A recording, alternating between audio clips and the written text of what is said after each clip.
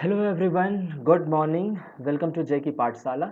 हम यहाँ जो है एसएससी सीजीएल 2020 के प्रीलिम्स जो हुआ था उसके शिफ्ट्स का ये सीरीज पढ़ रहे हैं, जिसमें हम कि मैथ्स के 25 क्वेश्चन इस क्लास में करते हैं। आज जो है यह हमारा 7th क्लास है और इसमें हम जो 17 अगस्त का फर्स्ट शिफ्ट जो हुआ था उसके सारे क्वेश्चंस यहाँ हम क्लास में करने वाले हैं। अब दो तीन चीज़ है मैं आपको बताना चाहता हूँ कि वो ये है कि एक तो ये है कि जितने क्लास हो रहे हैं इस सीरीज़ में, जितने भी शिफ्ट्स में ये क्वेश्चंस हुए हैं और जितना मैंने कराया है आपको, उन सभी का प्लेलिस्ट जो है आपको इसी वीडियो के डिस्क्रिप्शन बॉक्स में मिल जाएगा। आप वहाँ जाके भी इसको देख सकते हैं। दूसरा क्या, 100 कंसेप्ट मैंने पढ़ा रखा है। पहला क्या है कि उसमें जो है वो क्वेश्चंस वो कंसेप्ट्स मैंने लिए हैं जिस पे कि एसएससी लगातार क्वेश्चन कर रही है, तो उसका भी प्लेलिस्ट आपको इसी वीडियो के डिस्क्रिप्शन बॉक्स में मिल जाएगा। ठीक है, ये तो रही बात कि जो जो चीज़ हम करा रहे हैं उसके बारे में आपको बताएं। अब मैं बता रहा हूँ क्लास के बारे में। क्लास के बारे में ये है, जैसे यहाँ पे एक क्वेश्चन दिख रहा होगा, पहला क्वेश्चन। ओके, तो यहाँ जो पहला क्वेश्चन आपको दिख रहा है, तो आपको क्या करना है कि ये नहीं कि मैं डायरेक्ट बताता गया आप देखते गए, नहीं। पहला क्वेश्चन को आप जरूर पॉज करो, ठीक है। फिर उसको पॉज करने के बाद उसको खुद से ट्राई करो, फिर देखो आंसर आता है कि नहीं आता। फिर आप क्या करो कि फिर उसके बाद रिज्यूम करके फिर देखो कि मैं कैसे बना रहा हूँ। अदरवाइज इसका एक और दूसरा भी उपाय है कि इसका जो है मतलब 17 अगस्त का जो फर्स्ट शिफ्ट है, आपको पता रहता है कि अगले दिन क्या करने वाले हैं, ठीक है। अब फर्स्ट शिफ्ट है तो अगले दिन सेकंड शिफ्ट करने वाले हैं, तो आप एक दिन पहले, जैसे आज है, आज सेकंड शिफ्ट का क्या करेंगे, वो सारे क्वेश्चन निकाल लेंगे कहीं से भी। बहुत सारा मतलब ऐसा मीडिया अवेलेबल है जहाँ से आप इसको ला सकते हो, डाउनलोड कर सकते हो। वहाँ से ला के इसको फिर क्या करना, उसको ट्राई कर लेना। फिर आप मेरे क्लास में आओ तो आपके लिए बहुत ज़्यादा ये बेहतर होगा, ठीक है। तो चलिए आज का क्लास हम स्टार्ट करते हैं। ये क्लास जो है आपको हर दिन सुबह में 8 बजे स्ट्रीम होती है और ये लगातार अभी चलेगा, क्योंकि 16 शिफ्ट में, सॉरी 21 शिफ्ट में ये सारा शिफ्ट हुआ है, तो वो हम आपको लगातार लेके आते रहेंगे। तो चलिए बिना समय गवाए हम आते हैं फर्स्ट क्वेश्चन पे, ठीक है। और दूसरा क्या है कि जो भी लोग नए हैं आप जरूर इसको सब्सक्राइब कर दिया कीजिए, और जो लोग देख रहे हैं हमारे इस वीडियो को जरूर आप लाइक और शेयर करना ना भूलिए, ठीक है। शेयर कीजिएगा तो हम ज़्यादा आदमी तक, ज़्यादा स्टूडेंट्स तक रीच कर पाएंगे। ओके, तो चलिए स्टार्ट करते हैं। जो पहला क्वेश्चन है यहाँ क्या कह रहा है कि 2 पुरुष और 7 महिला किसी कार्य को 28 दिन में पूरा कर सकते हैं, जबकि 6 पुरुष, 6 महिलाएं, 16 महिलाएं उसी कार्य को 11 दिन में पूरा कर सकते हैं। तो आप जानते हो दो तीन चीज़, ठीक है। आप यहाँ से जानते हो कि इसको कैसे बनाएंगे। तो हम मान लेंगे कि पुरुष का जो एफिशिएंसी है वो m है और महिला का एफिशिएंसी w है, वुमेन है, ठीक है। मान लिए, ठीक है। अब 2 पुरुष बोल रहा है तो 2 इंटू एम प्लस, ठीक है, कितनी महिलाएं बोल रही हैं, 7 महिलाएं, तो 7 डब्लू, ठीक है। इसको फिर क्या करते हैं, टोटल जितना टाइम लगा है ना उससे मल्टीप्लाई कर देते हैं, मतलब 28। इस तरह क्वेश्चन इसी तरह से हम करेंगे। ओके, फिर देखिए इधर क्या कर रहे हैं, 6 पुरुष मतलब 6 मैन प्लस 6 एम, 16 महिलाएं मतलब 16 डब्लू। इसको किससे मल्टीप्लाई करेंगे, कितने दिनों में किया है, तो 11 दिनों में, तो ये हो जाएगा 11। तो ये जो टोटल आपको मिल रहा है, मैं पहले बता दूं, ये जो टोटल आपको यहाँ मिल रहा है यही है, ये दोनों टोटल वर्क हैं। क्या है, टोटल वर्क, ठीक है। अब देखिए टोटल वर्क बराबर होगा, इसलिए मैंने दोनों को बराबर कर लिया। अब इसको हम सॉल्व करते हैं। ओके, देखिए 28 से ये 2 बार में होगा, 28 दूना 56 एम, और 7 बार में 7 दूना 14, 140, 7 56 मतलब 196 डब्लू बराबर 11 छक 66 एम प्लस 11 छक 66 के 6 बाकी 6, 11 का 11 6 17 डब्लू, ठीक है। अब इसको इधर लेके आओ, तो जो डब्लू है एक साइड में और जो मैन है, सॉरी एम वाला है, उसको एक साइड में। तो आप देख रहे हो 196 बड़ा है, ये यहाँ गया, तो 196 डब्लू में से 176 जाएगा तो कितना बचेगा, तो आप बोलोगे सर 20 डब्लू। और ये 66 में से 56 एम जाएगा तो कितना बचेगा, तो 10 एम। तो 10 से कटेगा 2 बार में, तो आप यहाँ देख रहे हो मैन बाय डब्लू करेंगे, एम बाय डब्लू, मतलब ये या क्या चीज़ माने थे इसको, ये माने थे हम एफिशिएंसी। इस बात को भी ध्यान रखना, ये एफिशिएंसी की रेशियो मुझे मिल रहा है, वो हो जाएगा 2:1। ये क्लियर हो गया, ठीक है। अब क्या पूछ रहा है कि 7 पुरुष उसी कार्य को कितने दिनों में कर सकते हैं। तब आपको पता है एक चीज़ अच्छे से कि जो कार्य है यही है टोटल कार्य, ठीक है।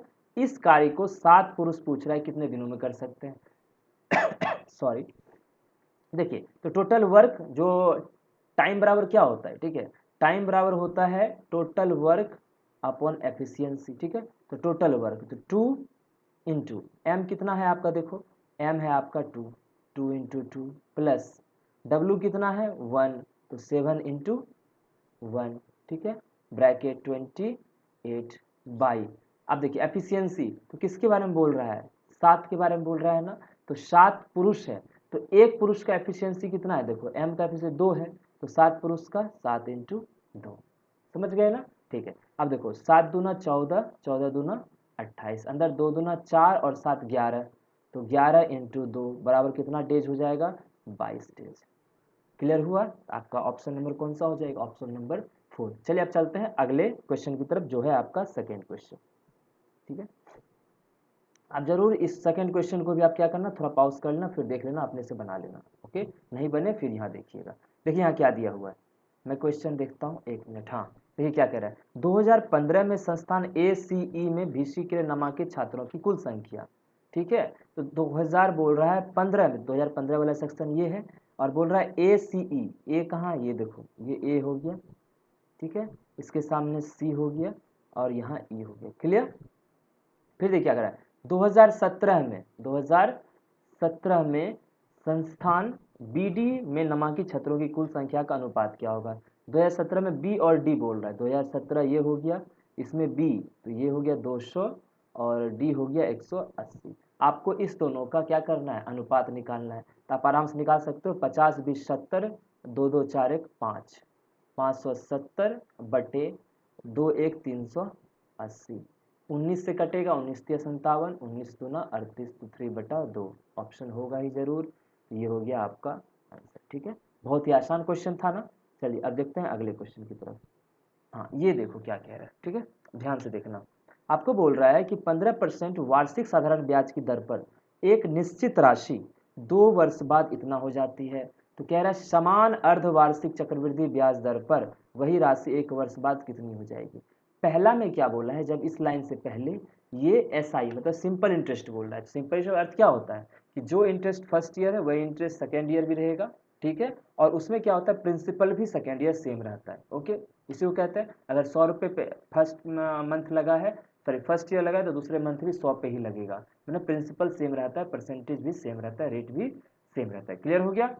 तो बोल रहा है जिस राशि पे भी ये आया है 13,650 15% के दर पर, तो बोल रहा है उसी राशि का अर्धवार्षिक चक्रवृद्धि ब्याज मतलब हाफ ईयरली CI, ठीक है, क्या होगा 1 वर्ष बाद, ठीक है, टोटल जोड़ के मेरा अमाउंट कितना होगा वो आपसे पूछ रहा है, तो करें, ठीक। देखिए हम ये कह रहे हैं आपको कि मान लीजिए प्रिंसिपल 100 था, ठीक है, प्रिंसिपल 100 था, आप बताओ 15% वार्षिक ब्याज बोल रहा है, कितने साल के लिए, 2 साल के लिए, तो आप जानते हो इफेक्टिव रेट कितना हो जाएगा, तो 1 साल में 15%, तो 2 साल में 15 दूना 30%, तो 100 का 30% SI कितना हो जाएगा बताओ, तो आप बोलोगे सर 30, ठीक है ना, 1 साल में 15 रुपये, तो 2 साल में 30 रुपये, ठीक है, तो टोटल इस दोनों को जोड़ के हमको बताओ अमाउंट कितना हो जाएगा, तो आप बोलोगे दोनों को जोड़ दीजिए सर 130, लेकिन आपको क्वेश्चन के हिसाब से क्या दिया है बताओ, यहाँ पे 13,650 बोला है, इतना दर पे एक निश्चित राशि इतनी हो जाती है, तो ये अमाउंट दिया हुआ है, ये क्या दिया हुआ है अमाउंट, तो 130 का वैल्यू क्या दिया हुआ है बताओ, 13,650, क्लियर हो गए, 130 कितना जाए 13,650, इससे कटेगा ये देखो 13 इक्याई 13, ठीक है, 0 13 पचे 65, तो यहाँ से एक का वैल्यू कितना आ गया 105, ये तो एक का वैल्यू आया ना, लेकिन हमको क्या चाहिए प्रिंसिपल चाहिए, तो प्रिंसिपल कितना होगा, तो आप बोलोगे सर एक का वैल्यू 105 है, तो प्रिंसिपल हमारा 100 था, तो 100 का वैल्यू क्या हो जाएगा, तो बोलोगे सर 10500, ये मेरा एग्जैक्ट प्रिंसिपल है। क्लियर हो गया। अब देखो आपको बोल रहा है अर्धवार्षिक ब्याज पे, अर्धवार्षिक ब्याज दर पे, तो पहले ब्याज था कितना, तो पहले ब्याज था आपका 15%, ठीक है, तो 15% का आधा लगेगा, तो अब जो इंटरेस्ट है सॉरी इंटरेस्ट रेट है, ठीक है, ब्याज दर है, वो अब कितना हो जाएगा CI के लिए, ठीक है, तो वो हो जाएगा 15/2%, इसका अर्थ बताओ ये रेशियो में कितना आ जाएगा 15/200, तो 5 दिया 15, 5 चौक 20, या तो ये करोगे या फिर आप 15/200 ही रहने दो, तो थोड़ा आसान रहेगा। क्लियर। देखिए अब बनाते हैं इसको अर्धवार्षिक ब्याज दर। अब बताओ कितने वर्ष बाद पूछ रहा है आपको, बोल रहा है 1 वर्ष में, तो एक वर्ष में 6 महीने, अर्धवार्षिक अर्थ क्या होता है 6 महीने का, तो 6 महीने का कितना टर्म बनेगा, तो आप बोलोगे सर एक वर्ष में 12 मंथ होता है तो 6 मंथ का 2 टर्म बनेगा। ठीक है, तो 6 मंथ का 2 टर्म बनेगा तो आप क्या करते हो, पहले यहाँ पे क्या लिखते हो, जो प्रिंसिपल होता है। ठीक है, तो 2 टर्म बनेगा तो ऐसे कर देंगे। ठीक है, अब देखिए यहाँ से रेट लगेगा, तो रेट आपका आया कितना बताओ, 15/200, मतलब इसका 15/200 निकालना है, तो रेट हमेशा क्या लगाएंगे 15/200। अब बताओ 105/100, ठीक है, 105 का 15/200 कितना आ जाएगा, तो यहाँ मैं काट के दिखा देता हूँ, 105 इंटू 15/200। ओके, इसको जब काटोगे तो आपका आ जाएगा 15×5 = 75 और 15 15×5 = 75, 15 × 1 = 15। ठीक है, तो 1575 देखो यहाँ आ गया ना। ठीक है, यहाँ 100 भी था, 0 0 था, 0 0 कट जाएगा, ये दोनों कट जाएगा तो आपको इतना बटे 2 आएगा, तो इतना बटे 2 आ गया। क्लियर। ठीक है, फिर इसका भी 15/200 निकालना है, ये वाला निकालना है। सेकेंड टर्म में भी क्या हो जाएगा 1575/2। ऐसा मैंने किया क्यों, मैं पॉइंट में इसलिए नहीं लाया क्योंकि यहाँ हाफ और यहाँ आप दोनों जुट के 1575 हो जाएगा, मुझे डायरेक्ट आ जाएगा। ठीक है, अब देखो एक मिनट, हाँ देखो अब इसका भी निकलेगा 15/200। ठीक है, आप बताओ 1575/2 का 15/200 कितना हो जाएगा, ये हो गया। ठीक है, अब ये 2 से तो नहीं कटेगा। ठीक है, इसका भी निकलेगा, तो अब इसको क्या करना पड़ेगा, काट के देखते हैं।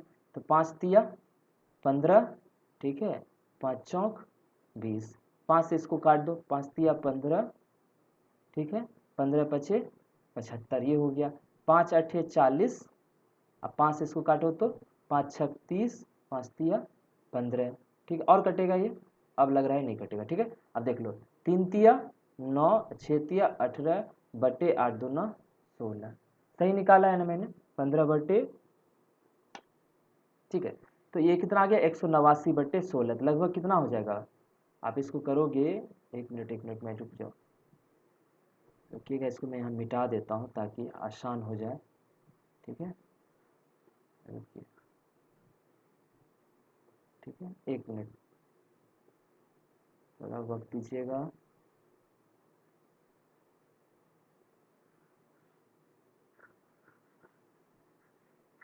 एक मिनट रुकिएगा।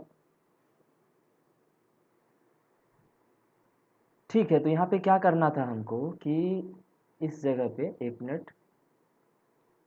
ठीक है, तो अब मैंने क्या बोला था कि इसका 15/200 निकालना है, मतलब 1575/2 का 15/200, तो 5×3 = 15, 5×4 = 20, 5 से काटेंगे तो 5×8 = 40, 5×3 = 15, 575 हो गया। ठीक है, अब इसको करो मल्टीप्लाई करो, तो 15×3 = 45, 3×3 = 9 बटे 8×2 = 16, इसको डिवाइड करेंगे तो कितना आएगा देखो तो अच्छे से, तो 945 है, तो 16×5 = 80।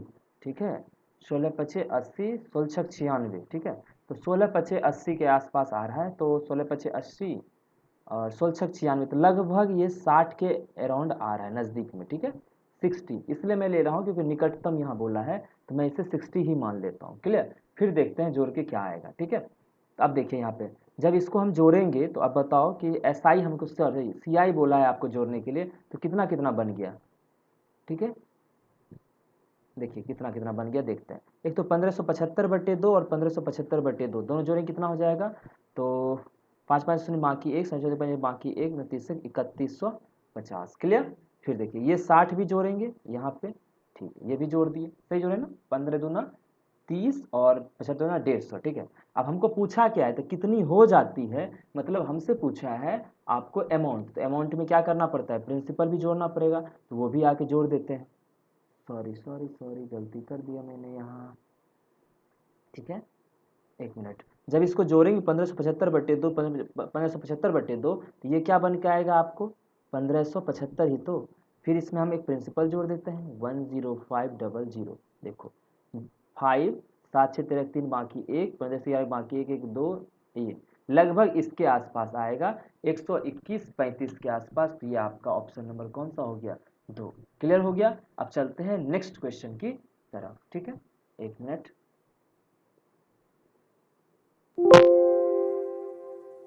ठीक है, अब चलते हैं हम नेक्स्ट क्वेश्चन की तरफ। देखते हैं नेक्स्ट क्वेश्चन क्या कह रहा है। अच्छा ये देखो, इसमें क्या कह रहा है आपको, एक ट्रायंगल सॉरी सॉरी सॉरी, ठीक है, एक ट्रायंगल दिया हुआ है आपको, ट्रायंगल ए बी सी, क्या दिया हुआ है, ट्रायंगल ए बी सी, ठीक है, ए, ये बी और ये रह गया सी। फिर बोल रहा है डी और ई क्रमशः भुजा ए बी और ए सी पर बिंदु हैं, तो ए बी पे डी है और इस पे क्या है, ई है। क्लियर, तो ये हम मिला देते हैं डी ई। और दूसरा चीज बोल चुका है कि D E parallel B C है। ऐसा क्वेश्चन आपको हर एक शिफ्ट में मिल ही रहा है, और आप जानते हो कि जब कोई साइड पैरेलल होता है अंदर में, D E parallel B C के होता है, तो साइड्स जो होते हैं उसके प्रोपोर्शनल हो जाते हैं। क्यों? क्योंकि सिमिलरिटी ऑफ ट्रायंगल की वजह से। आगे क्या कह दिया है वो देखिए, बी सी दे दिया है आपको 8, ये हो गया 8, डी ई दे दिया है आपको 5। क्लियर, तो आप बताओ, एक चीज तो कंफर्म हो गया ना यहाँ से कि triangle A D E similar है ट्रायंगल ए बी सी के। ठीक है, अब देखो, और हमको एक चीज बताओ कि दोनों के साइड्स का रेशियो कितना है। अगर मुझे पूछेगा साइड्स का रेशियो, तो D E by B C, यही तो साइड्स का रेशियो है ना, तो D E by B C बराबर कितना दिया हुआ है, 5/8। क्लियर, अब हमको ये बताओ कि जब हम साइड्स का रेशियो जो होता है वो एरिया के रेशियो में किस तरह से वो उसका रिलेशन होता है। तो आप जानते हो साइड्स का जो रेशियो होता है उसका स्क्वायर बराबर होता है एरिया के रेशियो के बराबर। ठीक है, दो ट्रायंगल जो सिमिलर हैं उनके। ठीक है, तो अब मुझे अगर साइड्स के रेशियो के बराबर में इसको लाना है तो मुझे क्या करना पड़ेगा, तो मुझे क्या करना पड़ेगा कि इनका भी क्या करना पड़ेगा, स्क्वायर करना पड़ेगा। तो हम कह पाएंगे कि दोनों का एरिया का ट्रायंगल का हम रेशियो ले सकते हैं। मतलब ऊपर में ले सकते हैं एरिया किसका, ए डी ई का, और नीचे ले सकते हैं एरिया ए बी सी का। क्लियर हो गया? ठीक है, अब बताओ, 25 25 अठी अठी 64 बराबर area of A D E कितना दिया हुआ है, देखो 45, और किसका पूछा है एरिया, ए बी सी का। तो नीचे लिख लेते हैं ट्रायंगल ए बी, इसका एरिया मुझे चाहिए। ठीक है, अब देखो 25 25 5 नंबर 45, तो triangle area of triangle A B C क्या हो जाएगा यहाँ से बताओ, तो 9 इंटू 64/5, 9 चौक 36 के 6, बाकी 3, 9 6 के 54, 3 57/5। करो इसको डिवाइड, तो 5 इकाई 5, 5 इकाई 5, 5 25, 5 दूना 10, 115/2। कहाँ पे है ऑप्शन, ऑप्शन नंबर 2। अब चलते हैं अगले क्वेश्चन की तरफ। ठीक है,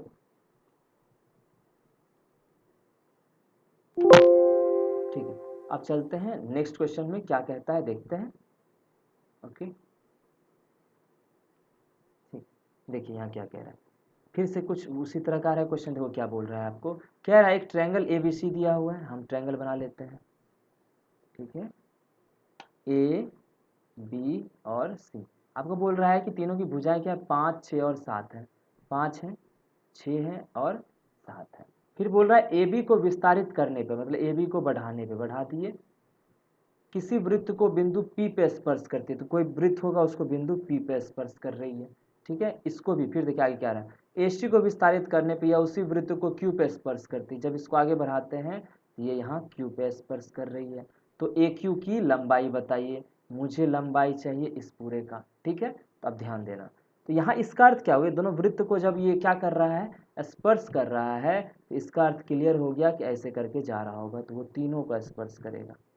ठीक है, ऐसा क्वेश्चन आप कई किए होंगे, यहाँ मिला दो। ठीक, ये हो गया। आपको पूछ रहा है कि ए क्यू कितना होगा, ये पूरा लेंथ। ठीक है, इसमें क्या करते हैं, आप डायरेक्ट जान लेना कि तीनों साइड जो ट्रायंगल का होता है उस सबको जोड़ दो, तो 5 + 7 + 6/2 कर दो, तो 7 5 12 6 18/2, मतलब 9 आंसर हो जाएगा। क्लियर हो गया?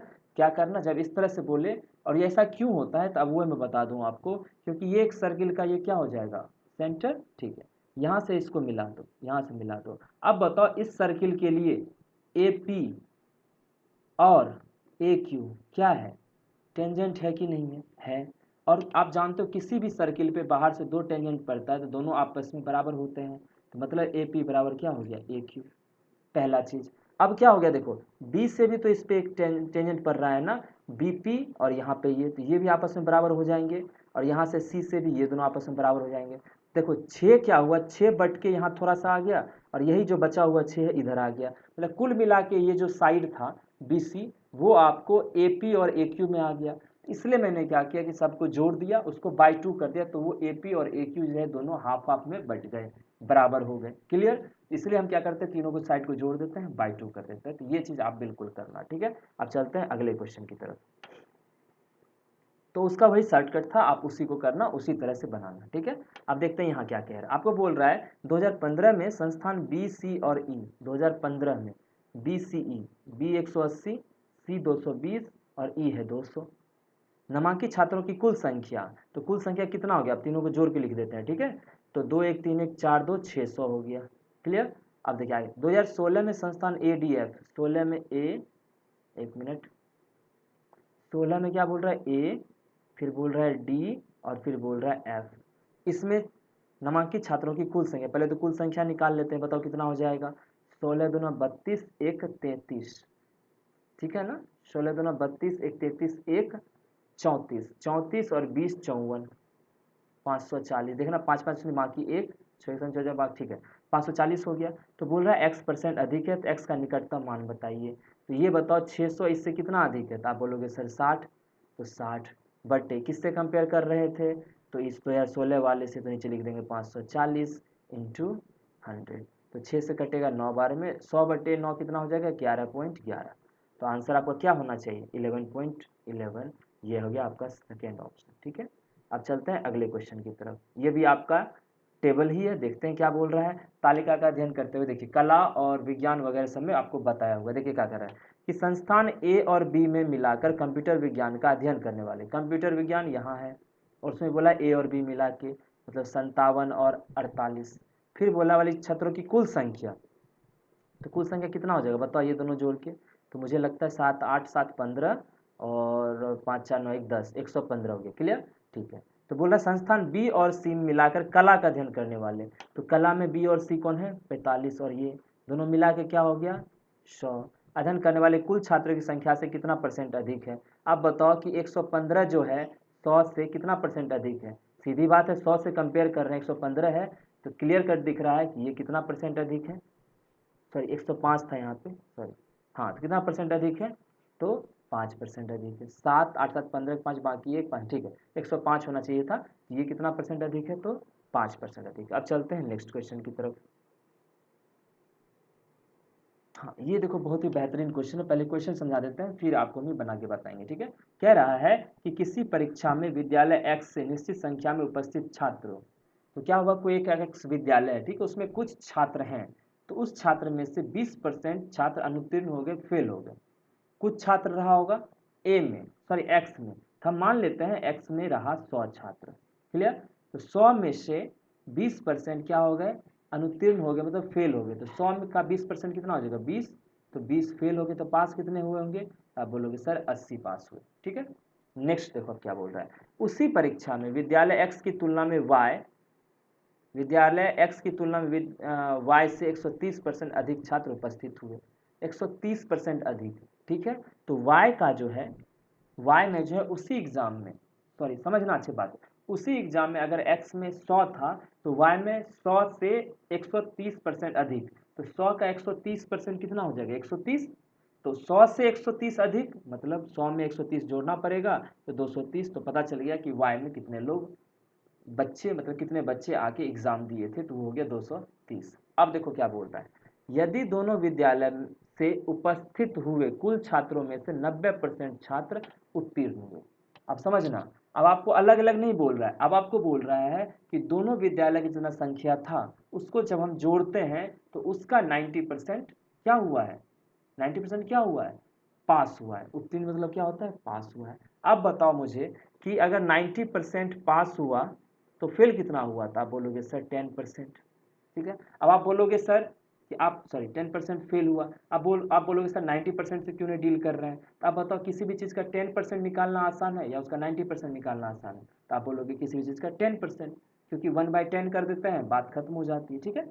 अब बताओ टोटल थे कितने, टोटल फेल हम बोल रहे हैं कितना हुआ है, ठीक है, टोटल फेल समझिएगा। तो टोटल स्टूडेंट थे कितने दोनों मिला के, 100 एक्स में थे और 230 वाई में, 2 1 330।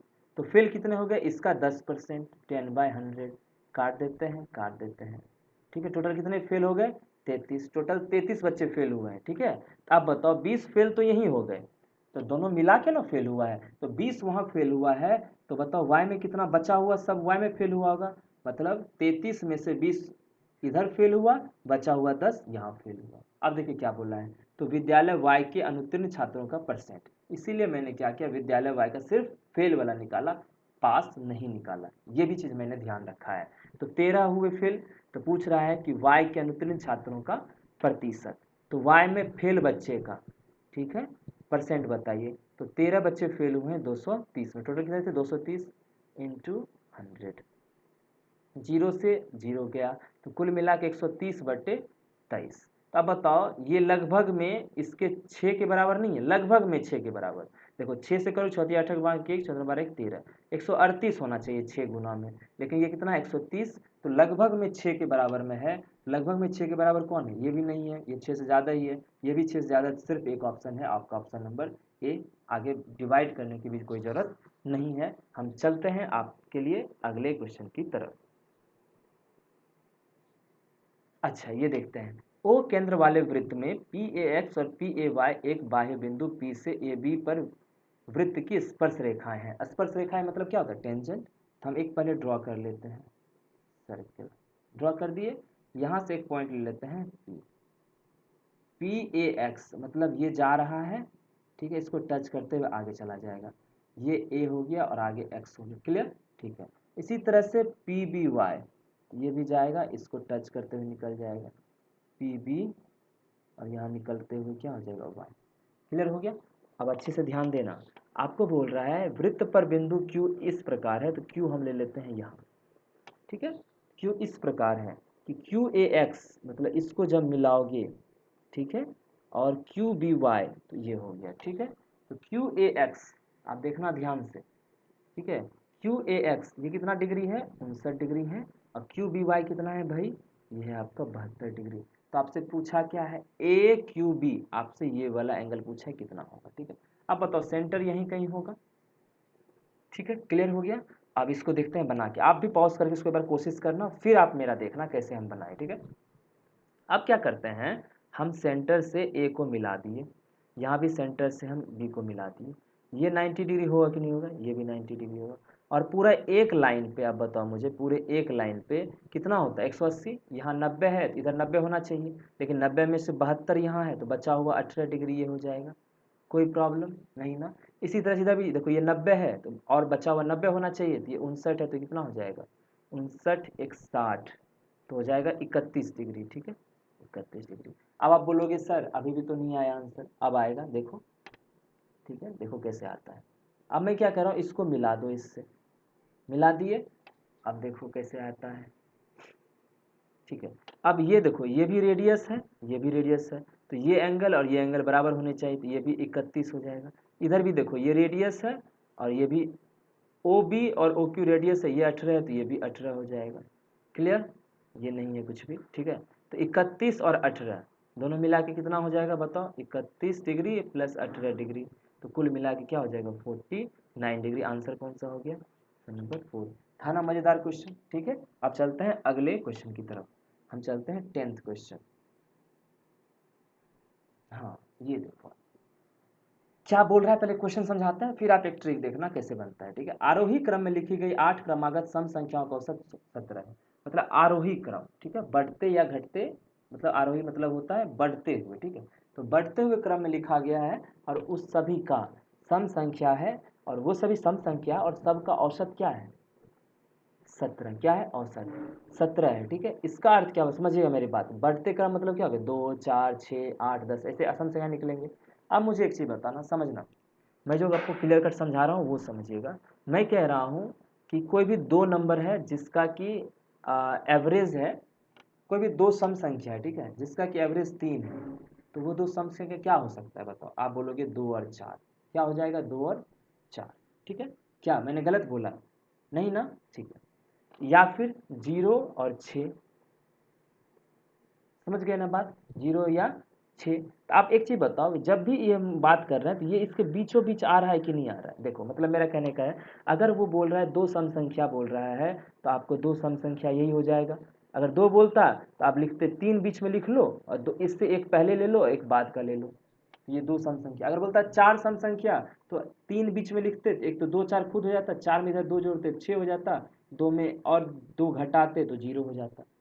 बोलता है कि 6 सम संख्या, तो मतलब जस्ट बता रहा हूँ, तो 4 में इधर फिर 2 जोड़ देते 8 और इधर 2 जोड़ देते तो कितना हो जाता भाई, जोड़ के बताओ, -2। आप सबको जोड़ के देख लो, सबका 3 है, देखो 8 6 14 4 18 2 20 और -2 18, 18 में 6 3 आ गया ना, ये समझ में आया। तो अब मुझे बताओ, अगर बीचों बीच औसत अगर 17 है तो मैं 17 बीच में लिख लूँ, ठीक है। कितने सम संख्या है, तो 8 सम संख्या है, तो 17 के इधर 4 होंगे और 17 के इधर, तो 17 के पहले बगल में कौन होगा 18, ठीक है, इधर क्या हो जाएगा 16। अब बताओ अगला 4 संख्या कौन कौन सा बचा हुआ, कौन सा हो जाएगा 20 22 और 24, इधर कौन कौन सा हो जाएगा, तो 14 12 और 10। अब आप सबको जोड़ के बाई 2 कर देना, मतलब 17 छोड़ के, ये तो औसत है ना, इन सबको जोड़ के बाई 8 कर देना, आपको औसत क्या आ जाएगा 17। लेकिन क्या बोला, बोल रहा है अंतिम 3 संख्या, हमको तो ये आ गया कि अवरोही क्रम यही सब होंगे जिसका कि एवरेज 17 आया है। बोला अंतिम 3 संख्या मतलब ये वाला, ठीक है, अंतिम 3 संख्या और 36 और 53 का औसत क्या होगा, ठीक है। तो प्लस 36 कर दोगे प्लस 53 कर दोगे, ठीक है, यहाँ प्लस कर दो और सबको क्या कर दो, जोड़ दो। 6 3 9 4 13 2 15 5 बाकी 1 2 1 3 2 5 2 7 3 10 5 15 बट्टे कितना करना है, तो 5, तो 5 तिया 15 5 इकाई 5, आपका 31 आंसर हो गया। क्लियर हो गया ना। इसी तरह से आप इस सम संख्या को डील करना, ठीक है। अब चलते हैं अगले क्वेश्चन की तरफ, ठीक है। अब देखिए यहाँ क्या बोल रहा है, आपको आपको बोल रहा है कि ये है संख्या, ठीक है, मतलब मैं बड़ा लिख देता हूँ 9 4 x 2 9 y और 6। क्लियर हो गया, ठीक है। ये एक 7 अंकों की संख्या है, ये किससे डिविजिबल है, देखो 72 से। 72 से डिविजिबल मतलब क्या हो गया 8 और ये 9 से होना चाहिए, ठीक है। 8 का अर्थ क्या होता है, लास्ट का 3 अंक देखते हैं, और 9 के लिए क्या करते हैं, अंकों का योग जो है 3 से होना चाहिए, सॉरी अंकों का योग 9 से होना चाहिए। ये दो इसके नियम है डिविजिबिलिटी के। अब देखो आपको क्या कह रहा है, यहाँ पे क्या बोल दिया, तो सॉरी एक मिनट, तो आपको बोला है कि जो भी x और y आएगा वो दोनों बराबर नहीं होने चाहिए, ठीक है।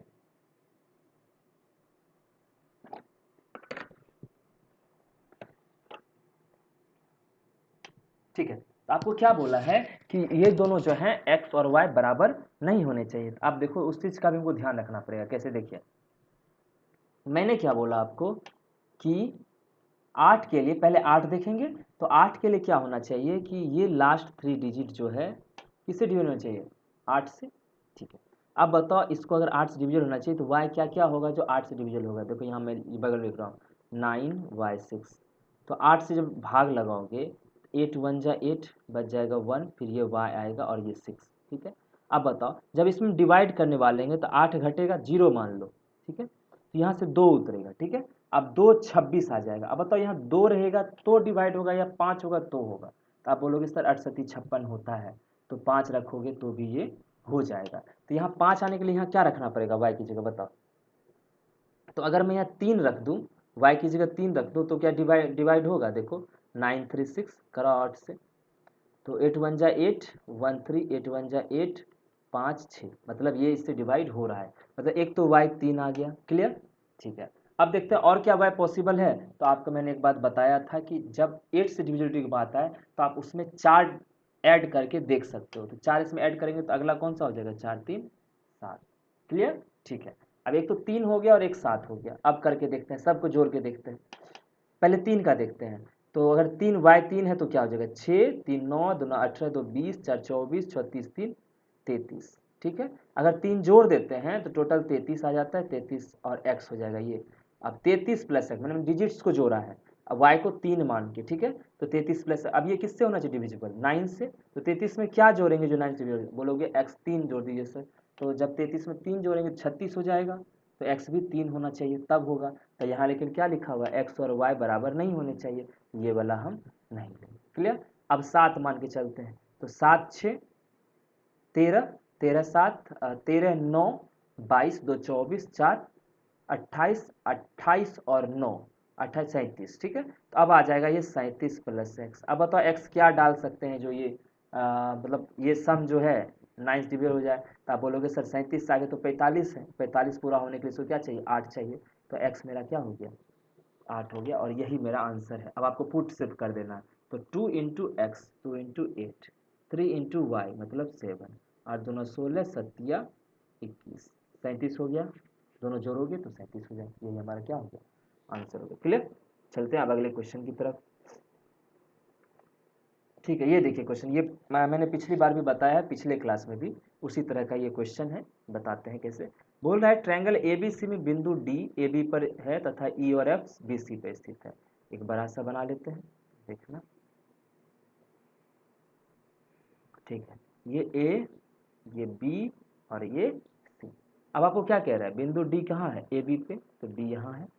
और ई और एफ कहाँ है, बी सी पे है, तो यहाँ ई डाल देते हैं और यहाँ एफ डाल देते हैं। क्लियर।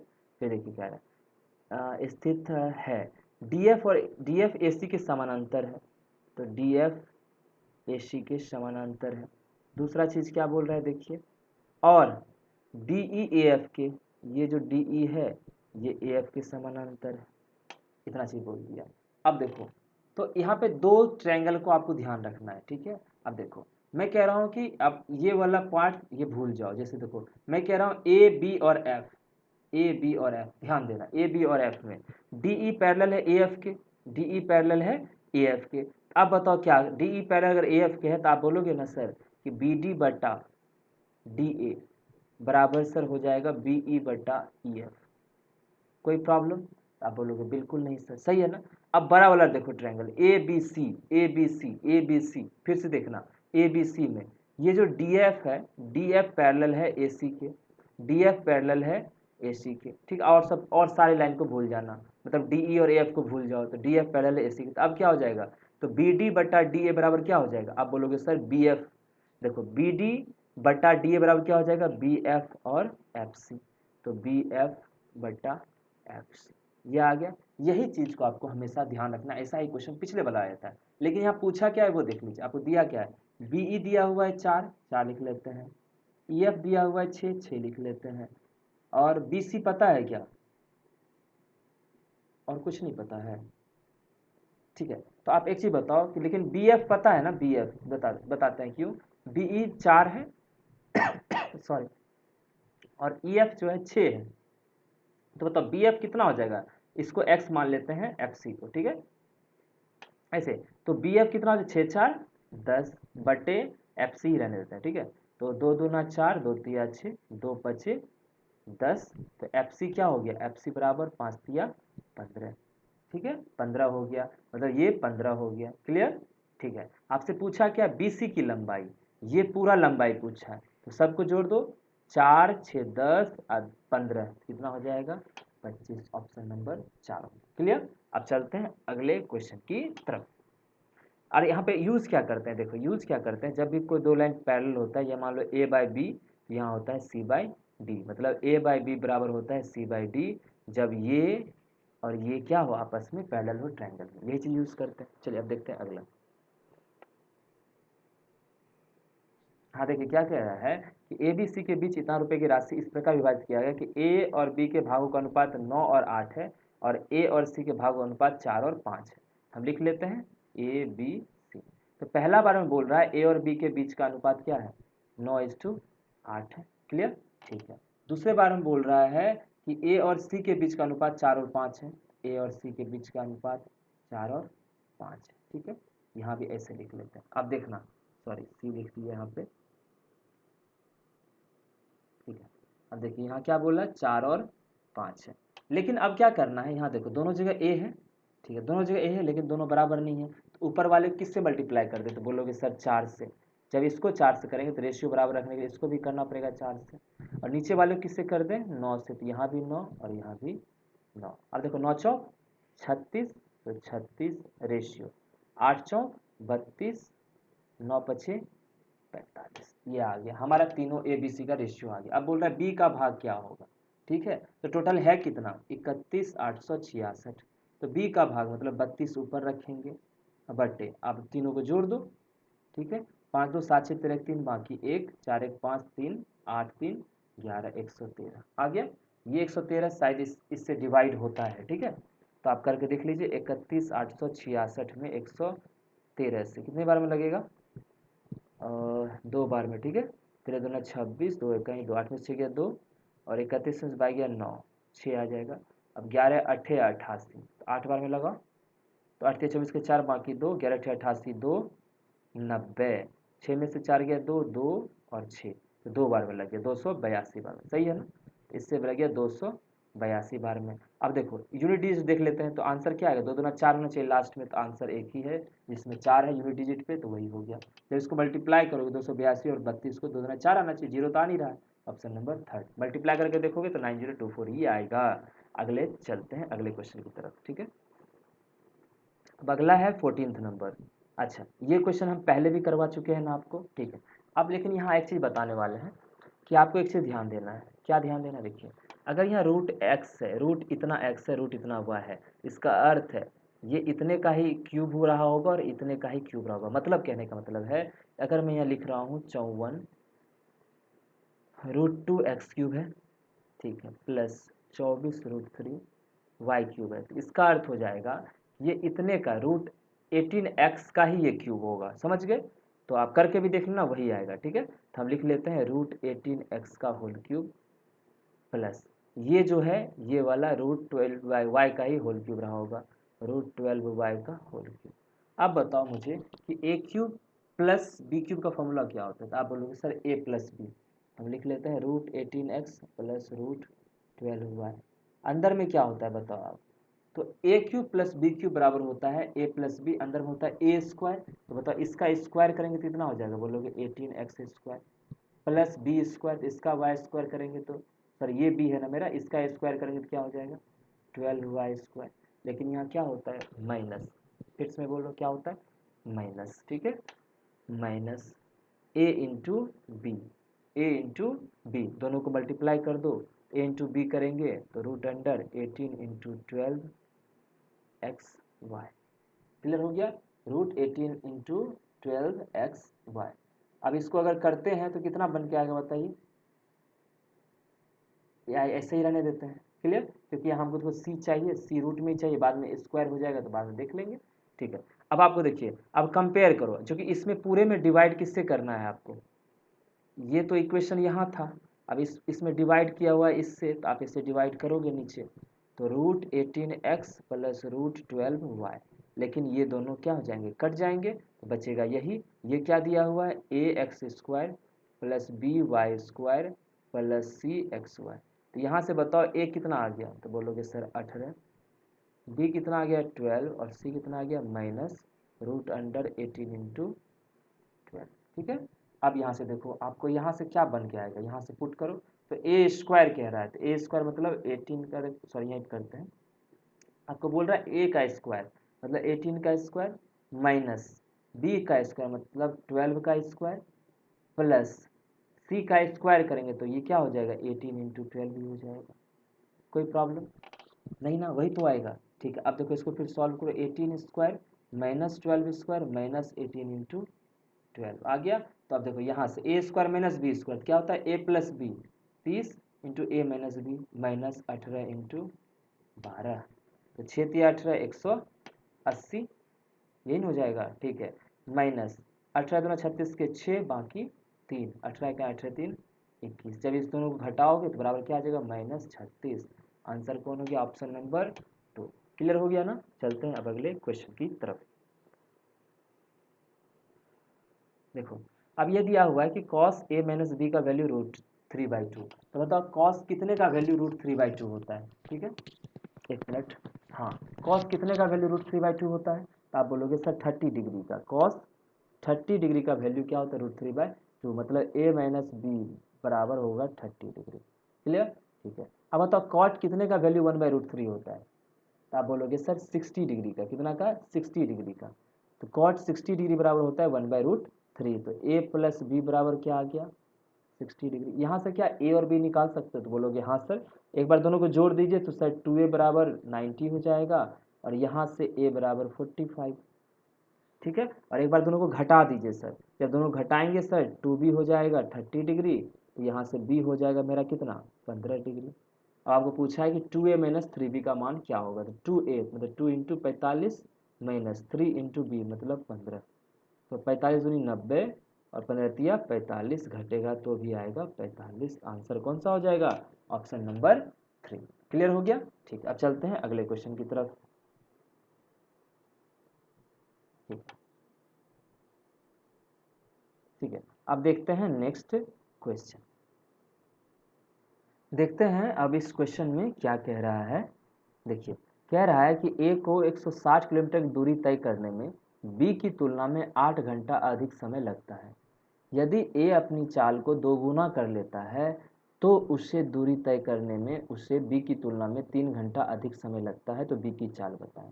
मतलब देखिए 160 किलोमीटर जा रहा है, ठीक है, ए जाता है तो बी की तुलना में उसे कितना समय ज़्यादा लगता है, 8 घंटा। अब बताओ समय बराबर होता क्या, सॉरी टाइम बराबर क्या होता है, डिस्टेंस अपॉन स्पीड। ठीक है, तो अब देखो हम इधर ए लिखते हैं, तो ए का स्पीड हम मान लेते हैं, स्पीड ए का ए ही मान लो और बी का स्पीड बी ही मान लो। देखो यहाँ कैसे लिखेंगे, तो 160 बटे हम लिखते हैं ए, ठीक है, लेकिन इसको क्या कर रहा है, बी की तुलना में 8 घंटा अधिक समय लग रहा है, तो जितना बी को समय लग रहा है तो बी भी जा रहा है 160 किलोमीटर।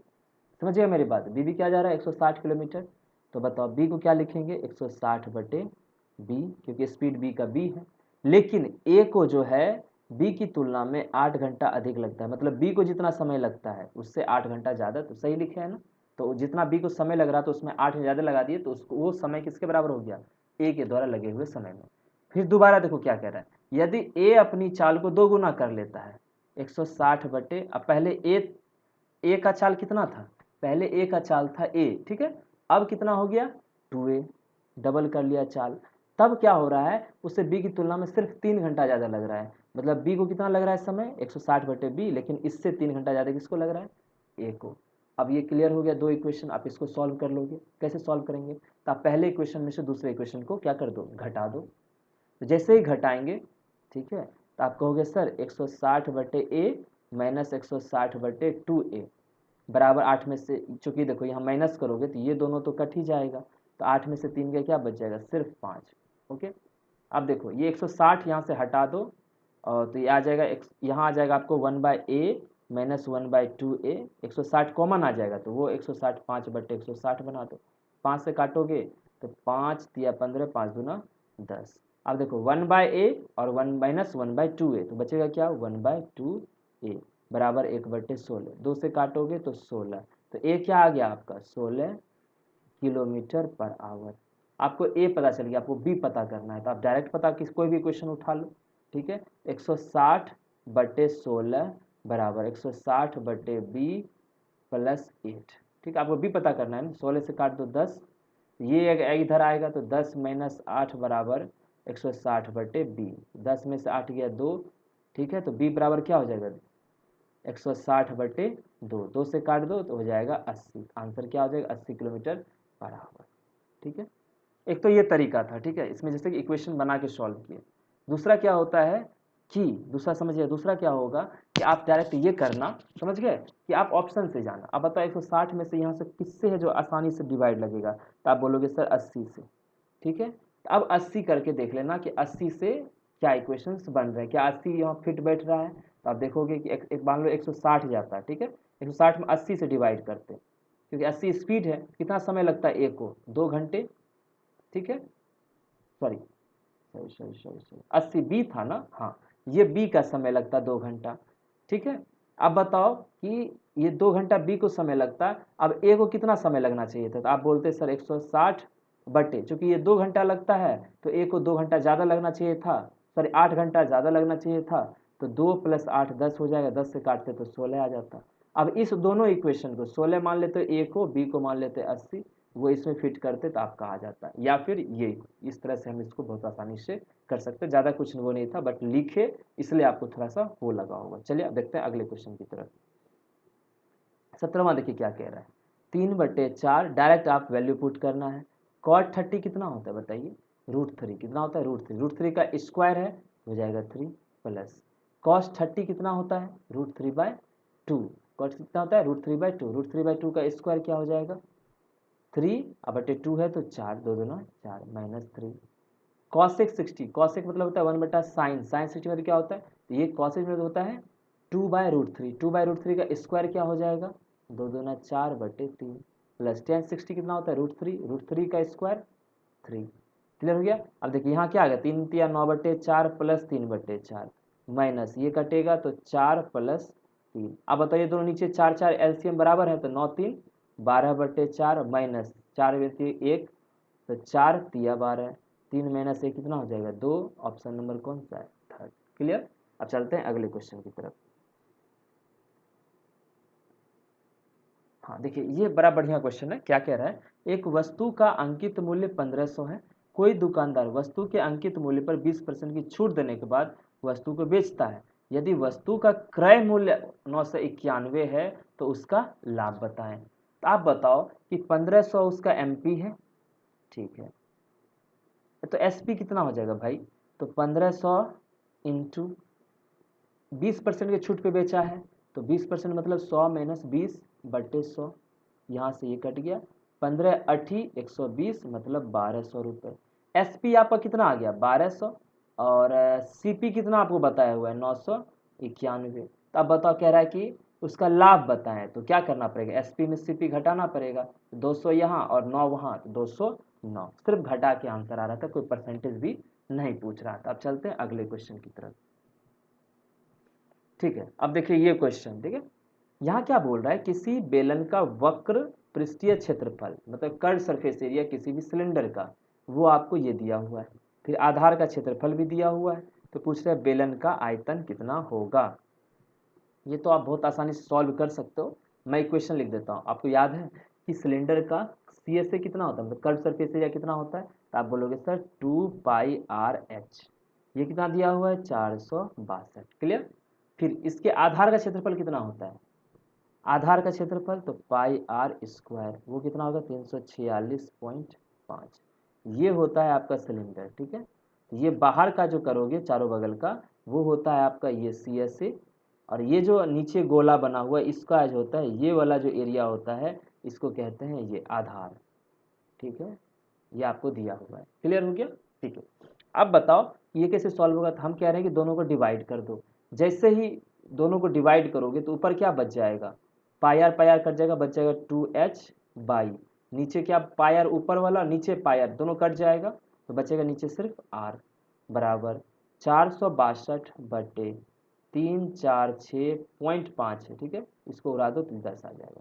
अब किससे कटेगा 5 से, देखो 5 नमा 45 5 नमा 45 5 गुना 10 5 6 20, ये भी कटेगा कितनी बार में 5 6 30 5 9 45 5 तिया 15।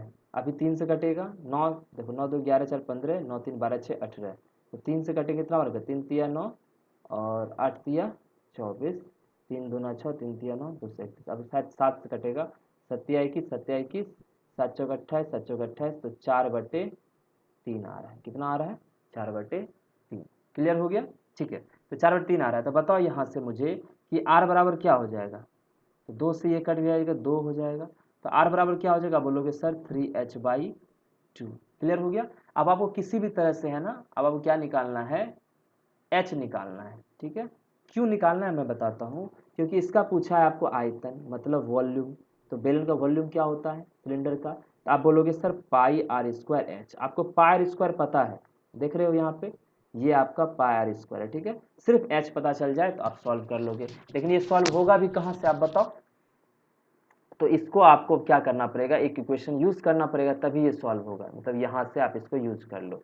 तो πr² बराबर दिया हुआ 346.5, तो पाई मतलब 22/7, आर कितना आ गया ये ना, तो इसका स्क्वायर चाहिए तो स्क्वायर कर दो, तो इधर स्क्वायर की इधर भी करना पड़ेगा, तो r² बोला तो 3 तिया 9 h²/2 दूना 4, तो यहाँ क्या है 346/10 यही दिया हुआ है, तो 4 3 7 6 5 11, ठीक है 9 से ये कट जाएगा 9 तिया 27 9 तिया 27 4 3 7 9 अठी 72 9 पचे 45 कट गया, ठीक है। 11 से कटेगा, देखो 11 दूना 22 11 तिया 33 11 पचे 55 सही काटे हैं ना, ठीक है। 2 से कटेगा 2 बार में, 2 से काटेंगे 5 बार में, 5 से काटेंगे 7 बार में। तो यहाँ से आपका एच स्क्वायर बराबर क्या आ गया, 7 इंटू 7, मतलब एच आ गया 7। अब डायरेक्ट पुट कर दो, पायर स्क्वायर तो आपको पता था ये 346.5 और इंटू 7 कर दो, ये पॉइंट में ही रहेगा, तो आपका एक ही ऑप्शन है 2425.5। क्लियर हो गया। चलते हैं अगले क्वेश्चन की तरफ। अच्छा हाँ, ये देखो ये इक्वेशन कैसे सॉल्व होगा। आपको इसमें क्या करना पड़ता है, ऐसे इक्वेशंस में, ये जो है इक्वेशन, इसमें क्या करना पड़ता है, हमको क्वाड्रेटिक बनाना पड़ेगा, ए का भी, बी का भी, सी का भी, सबका। ठीक है, इसको लिखेंगे कैसे, देखो ए स्क्वायर, तब जाके यहाँ हम पुट करने वाले हैं, तो ए स्क्वायर प्लस सी स्क्वायर प्लस 70, इधर क्या हो जाएगा 2a माइनस 8 दूना 16b माइनस 2 दूना 4b स्क्वायर बराबर क्या हो जाएगा, sorry sorry sorry sorry sorry, यहाँ जीरो नहीं लिखना था मुझे। ठीक है, अब देखिए, ठीक है, तो 4b स्क्वायर हो गया। अब बताओ यहाँ से कैसे सॉल्व होगा, सबको इधर लेके आओ, देखो ए स्क्वायर के साथ क्या हो जाएगा -2a, ठीक है। देखो सी स्क्वायर है, तो हम यहाँ लिख लेते हैं प्लस सी स्क्वायर, सी स्क्वायर के साथ कुछ और आएगा नहीं, यहाँ लिख दो ऐसे। अब देखो ये -4b इसका इधर क्या आ जाएगा, +4b स्क्वायर, ठीक है। ये क्या है -16, उधर क्या हो जाएगा +16b, ठीक है। अब देखो, अब आपको सजाना है, ठीक है, बराबर 0, ये भी उधर आ गया, ये भी आ गया, इधर भी आ गया, ठीक है। अब आपको कुल मिला के 17 बचा है, 17 को आप मतलब बांटो किस तरह से दे सकते हैं, तब देखो 17 कैसे बटेगा। अब ध्यान से देखना इस इक्वेशन को कैसे सॉल्व करते हैं, ठीक है। अब देखो यहाँ ए स्क्वायर -2a है, इसको अगर +1 दे दें और इसको +16 दे दें, तो ये क्या बन जाएगा, a -1 का होल स्क्वायर नहीं हो जाएगा, देखो आप, A square plus B square -2a, यहाँ हो जाएगा फिर सी स्क्वायर प्लस, अब ध्यान से देखना, ठीक है, ये क्या बन रहा है बताओ, ये बन रहा है, आपको बन रहा है कि नहीं बन रहा है, 2b + 4 का होल स्क्वायर। आप बोलोगे सर कैसे आप फिक्स कर लिए, तो मैं बोलूँगा 4b स्क्वायर मतलब क्या होता है 2b का स्क्वायर प्लस 16 मतलब क्या होता है 2 इंटू 2b इंटू, अब किससे मल्टीप्लाई करेंगे, तो आप बोलोगे सर 4 से, तो 16b बन जाता है, इसका अर्थ है इसी 4 का यहाँ स्क्वायर हो जाए, इसलिए 16 आ गया, ठीक है, बराबर 0। अब बताओ कोई भी, ये सारा, ये भी पॉजिटिव है, ये भी पॉजिटिव है, ये भी पॉजिटिव है, तो क्या 3 पॉजिटिव चीज़ों का सम कभी 0 आ सकता है, नहीं, वो 0 तभी हो सकता है जब वो खुद 0 हो, समझ रहे हो। 3 पॉजिटिव चीज़ों का सम, जैसे 2 3 4 का सम नहीं होगा ना, लेकिन तीनों जीरो का सम तो 0 हो सकता है, तो तीनों 0 होना चाहिए। तो ये आपको क्या करना है, एक मिनट देखो बताते हैं, अब आपको क्या करना है, इसको भी 0 कर लो, इसको भी 0 कर लो, इसको भी 0 कर लो, देखो जब a - 1 बराबर 0 हो जाएगा तो a बराबर 1 हो गया, सी स्क्वायर बराबर 0 हो गया, सी बराबर 0 हो गया, और जब 2b + 4 बराबर 0 हो गया, 2b + 4 बराबर 0 हो गया, तो b बराबर क्या हो जाएगा बताओ -4/2, मतलब b बराबर -2 हो गया। अब आपको यहाँ पुट करना है, तो a का क्यूब, 1 का क्यूब क्या हो जाएगा 1 प्लस b, तो -2 का क्यूब, तो बोलोगे सर -2 दूना 4 दूना 8 प्लस सी क्यूब, सी 0 है तो 0 का क्यूब 0, तो 1 - 8 क्या हो जाएगा -7। आंसर कहाँ है, हाँ है ऑप्शन नंबर बी। ठीक है, अब चलते हैं अगले क्वेश्चन की तरफ। ठीक है, अब इसको सॉल्व करके देखते हैं कैसे बनेगा। एक तो तरीका है कि आप एकदम इक्वलिटी जो आइडेंटिटी होता है उसको यूज़ करते हुए आगे बढ़िए, या फिर आप क्या करो एंगल पुट करके देखो, यहाँ आइडेंटिटी से बड़ा बढ़िया से बन रहा है। पहले मैं क्या कह रहा हूँ कि पहले इसको सॉल्व करते हैं। सेक स्क्वायर मतलब क्या हो जाएगा 1/cos² थीटा प्लस कॉसेक मतलब क्या हो जाएगा 1/sin² थीटा। ठीक है ना, ये रूट अंडर लिख लेते हैं। जब रूट अंडर के अंदर इसको हम, एक मिनट देखते हैं, ठीक है, देखो जब इसको नीचे हम एलसीएम लेंगे तो क्या लेंगे cos² थीटा sin² थीटा, यही लेंगे ना, ठीक है। लेकिन जब एलसीएम लेंगे तो ऊपर क्या हो जाएगा sin² theta plus cos² theta, ठीक है। और ये दोनों मिलके, मैं क्या कह रहा हूँ, ये दोनों कितना होते हैं, ये दोनों 1 होते हैं, ठीक है। तो अंदर क्या आ गया रूट अंडर 1/cos² थीटा और sin² थीटा, तो बाहर क्या आ जाएगा बताओ, तो दोनों स्क्वायर में है तो 1/cos थीटा और sin थीटा आ जाएगा, तो आ गया इधर से क्या चाहिए 1/sin theta into cos theta. कोई प्रॉब्लम नहीं, देखो ये आपको बाहर आ गया। अब आपको किसी तरह से इसको सॉल्व करना है, ठीक है। अब बताओ यहाँ से कि 1 - sin² बराबर cos² थीटा होता है कि नहीं, ऐसा क्यों कर रहे हैं वो आपको दिखाते हैं। देखो इंटू ऊपर में लिख लो sin theta into 1 + cos theta, कोई प्रॉब्लम नहीं। लेकिन नीचे 1 - sin को क्या लिख देंगे cos² थीटा, क्योंकि देखो वन बराबर क्या होता है, sine square theta plus cos square theta. तो वन माइनस कॉस स्क्वायर किसके बराबर, साइन स्क्वायर, और वन माइनस साइन स्क्वायर किसके बराबर हो जाएगा, कॉस स्क्वायर। इसलिए मैंने वन में साइन स्क्वायर क्या लिख लिया, कॉस स्क्वायर थीटा। तो प्लस कॉस थीटा, एक बार और लिख लेते हैं, आंसर आ जाएगा sine theta into cos theta. यहाँ क्या हो जाएगा, sine theta into one plus cos theta by, ठीक है, कॉस स्क्वायर और कॉस थीटा में से कॉस थीटा कॉमन ले लेंगे, अंदर क्या बच जाएगा, वन प्लस कॉस थीटा। ये दोनों कट गया, साइन से साइन कट गया, बच गया नीचे क्या, one by cos square theta, और कॉस स्क्वायर ऊपर जा क्या बन जाएगा, सेक स्क्वायर थीटा। आंसर कौन सा हो गया, ऑप्शन नंबर 2। क्लियर हो गया ना। एक तो ये तरीका हो गया, और आप मुझे ज़रा बताना कि इसको किस वैल्यू पे हम देखें आंसर को, मतलब कौन सा वैल्यू पुट करें जिससे ये निकालना आसान होगा। आप जरूर मुझे अभी आप कमेंट में बताओ, ठीक है, फिर हम देखते हैं कि क्या इसका सही होगा, ठीक है। फिर आप ट्राई कर लेना अपने से, इस बार जो है मैं पुटिंग से नहीं बताऊंगा, आप खुद से इसको ट्राई करना, ठीक है। ये आसान था, ये थोड़ा सा था कि अलग टाइप का आइडेंटिटी यूज़ करना था, मैंने कर दिया, ठीक है। अब चलते हैं अगले क्वेश्चन की तरफ। तो अगला क्वेश्चन क्या कह रहा है भाई, हाँ देखिए यहाँ क्या कह रहा है, अब अच्छे से देखना। एक तो ये आता है कि आपके पास सीपी दिया रहता है, सीपी पे किसी कुछ परसेंट का आपको बोलता है लाभ हुआ है, तो आप उसमें क्या करते हो, उसका परसेंटेज जोड़ के उसको बताते हैं कि जैसे 100 में 20% का लाभ हुआ है, तो आप बोलते हो 100 का 20% 20 हो गया, तो जो कितना में बेचे होंगे लाभ के बाद, आप बोलोगे 120 में बेचे, ठीक है। यहाँ कुछ अलग है, देखना ध्यान से क्या अलग है। कह रहा है आपको कि कोई वस्तु 640 में बेचकर किसी व्यक्ति ने वस्तु के विक्रय मूल्य पर 15% की हानि हो जाए। तो पहले क्या होता था, आप जो क्वेश्चन बनाते थे वो जब भी होता था तो क्रय मूल्य पे होता था। जैसे मेरा कहना है कि आपको अगर 20% का लाभ हुआ है तो आप कहते थे 100 रुपये मेरा सीपी हो गया, तो एसपी मेरा क्या हो गया, 20% का लाभ हुआ है तो 120 हो गया। तो 100 पे 20% देखते थे, मतलब सीपी पे, मतलब क्रय मूल्य पे देखते थे। समझ में आई बात, ठीक है। लेकिन अब क्या हो रहा है, आपको क्या बोल रहा है, विक्रय मूल्य, मतलब एसपी पे उसे लाभ हुआ है। आप समझना कैसे बनेगा। तो मेरा कहना है कि सीपी यहाँ लिख लो और यहाँ लिख लो एसपी।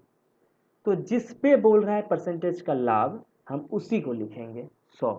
तो जिस पे बोलता है, जैसे यहाँ सीपी बोलता है तो सीपी को 100 मानते थे, अब एसपी बोल रहा है तो 100 मानेंगे, ठीक है। अब बोल रहा है कि इसका 15% उसको हानि होता है, इसका क्या होता है, 15% हानि होता है। तो 100 का 15% कितना होता है बताओ, 15, कितना होता है 15। तो 15 के हानि होने के बाद हमको एसपी 100 मिला है, तो सीपी कितना होना चाहिए, 115। अब बताओ एसपी का 15% क्या हो जाएगा, 15, और उसी 15 रुपये का मुझे हानि होना चाहिए। तो यहाँ सही है ना कि सीपी में से अगर 15 घटाएंगे हानि के बाद मुझे एसपी 100 मिल जाएगा। क्लियर हुआ। तो आप इस चीज़ को हमेशा ध्यान रखना। अगर यहाँ बोलता है कि हमको लाभ हुआ है, अगर यहाँ मान लो बोलता है 20% का हानि हुआ है, तो आप यहाँ 120 लिखते। क्लियर हुआ, ठीक है। अब देखो आपको पता चल गया कि सीपी 115 हो गया और ये हो गया 100। क्लियर। लेकिन आपको क्या बोला, कोई वस्तु 640 में बेचकर, मतलब उसका एसपी एग्जैक्ट कितना है 640, मतलब 100 का वैल्यू कितना है 640। ये ध्यान रखना, 100 का वैल्यू कितना है 640। फिर देखिए आगे बोला है कि वस्तु के क्रय मूल्य पर 15% का लाभ प्राप्त करने के लिए। अब बताओ 100 का वैल्यू 640 है, एस तो एक का वैल्यू कितना हो जाएगा 640 बटे 100। मेरा सीपी है कितना बताओ, सीपी मेरा है 115, तो हमको 115 देखना पड़ेगा, 640 बटे 100 इंटू 115। लेकिन अब हमको सीपी पता चल गया, अब लेकिन बोल रहा है कि क्रय मूल्य पर 15% लाभ प्राप्त करने के लिए अब हमको क्रय मूल्य देखना पड़ेगा। तो क्रय मूल्य पर 15%, यही मेरा क्या था, क्रय मूल्य था कि नहीं था, ठीक है। अब इसको भूल जाते हैं, ये मेरा सीपी था, तो इस पर मुझे 15% लाभ चाहिए, तो 115 बटे 100। क्लियर। जीरो से जीरो कर दोगे, और कुछ कटेगा तो देख लो, 5 से काट दो, 5 10, 5 या 15, 5 दूना 10, ये हो गया। फिर 5 दूनी 10 और 5 10, 5 दिया 15। अब 4 से कट जाएगा ये, 16 चौक 64, 4 पच्चे 20। तो नीचे तो हो गया आपको 5 दूनी 10 हो गया। अब 23 गुने 23 और गुने 16 करना पड़ेगा। तो 23 इंटू 23 होता है आपको 529, ठीक है। अगर चाहो तो इसको 2 से भी काट ही देते हैं, 2 अठी 16, तो 529 बटे 8 इंटू 8 बटे इतना, 8 नम्बर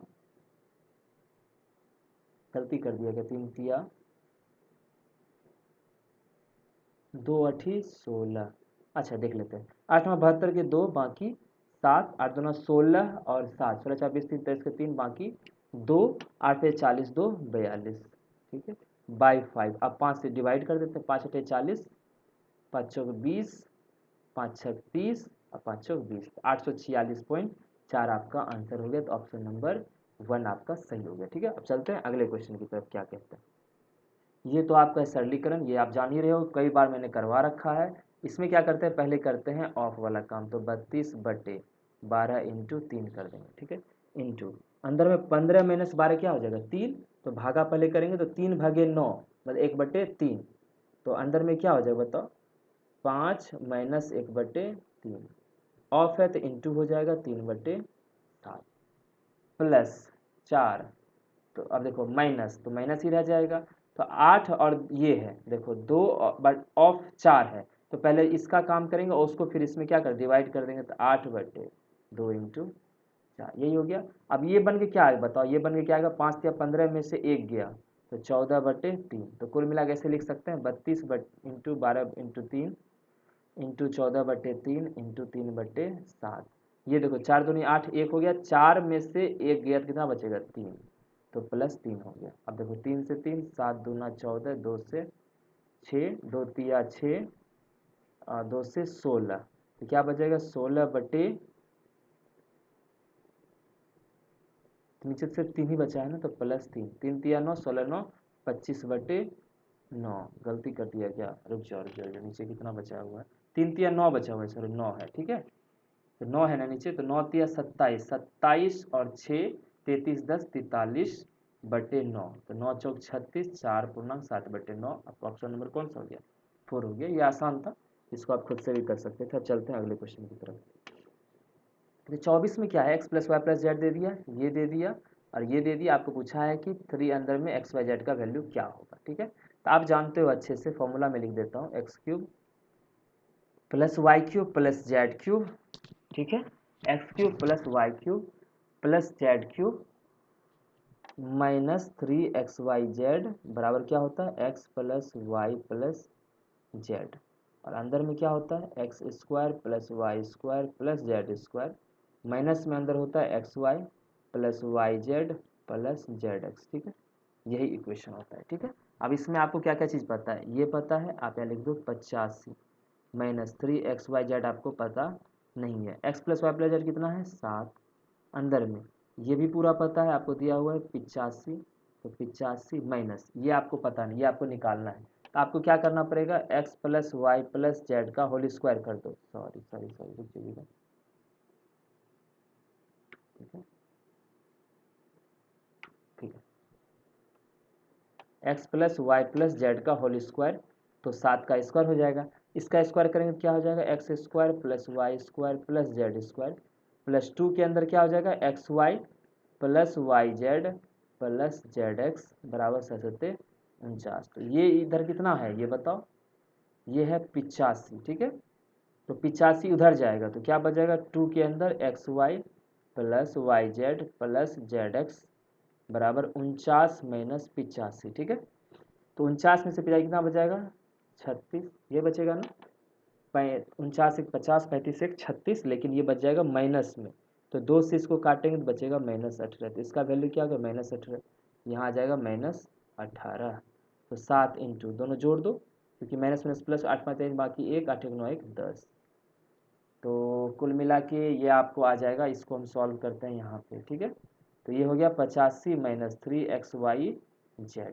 अब बताओ 85 माइनस 3xyz बराबर क्या हो जाएगा, 7 या 21, 7 इकाई 7। सही है, 3xyz इधर ले आओ, इधर क्या हो जाएगा 85 माइनस 721। ये सही किया था ना मैंने, सॉरी सॉरी सॉरी, इसका वैल्यू तो 913 था ना, यहाँ गलत मैंने लिखा था, ये 913 हो जाएगा, ये भी 913, तो यहाँ भी ये 913, ये भी 913। अब इसको घटाओ, इसमें से 3 में से 1 गया 2, 11 में से 2 गया 9, 8 में से 7 गया 1, अब बराबर xyz। अब 3 यहाँ था तो 3 यहाँ डिवाइड कर दो, तो ये कितना आ जाएगा, 3 छक 18 और 3 चौक 12। तो xyz कितना आ गया 64। लेकिन आपको पूछा क्या है, 3√xyz मतलब 3√64। तो जब क्यूब रूट रहेगा तो ये 4 चौक 16 चौक 64 होता है, तो आंसर क्या आ जाएगा 4 तो ऑप्शन नंबर 2 हो गया। क्लियर हो गया ना? ठीक है, अब चलते हैं अगले क्वेश्चन की तरफ, 25 लास्ट क्वेश्चन आज के क्लास का।